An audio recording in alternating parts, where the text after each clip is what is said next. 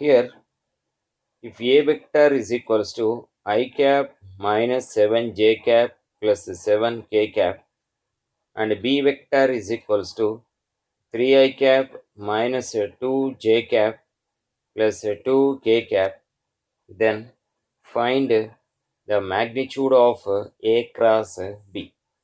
Then how to calculate A cross B? Now we'll discuss this.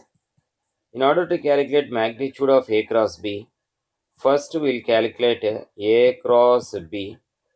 It is given by the first row as I, J, K. The first row is given by I, J, K. While the second row is coming from the components of A, that is 1, minus 7, 7.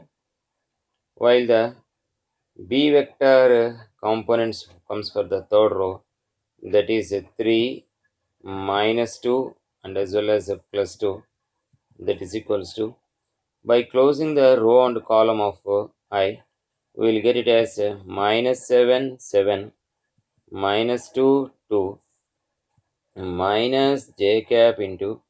By closing the row and column of j, we get 1, 7, 3, 2, plus k cap into.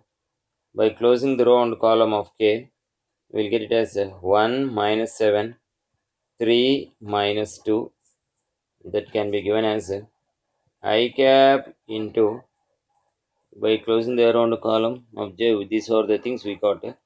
Now we'll expand this one. We'll get it as minus 14 plus 14 minus j into 2 minus 21 plus k cap into minus 2 plus 21. Here plus 14 minus 14 get cancelled. Then we'll get it as I cap into 0 minus j into 2 minus 21 is minus 19 plus k cap into 21 minus 2, it becomes 19. That can be written as 19 into j cap plus 19 into k cap. The values so obtained can be called as A cross B. Now we'll calculate magnitude of A cross B.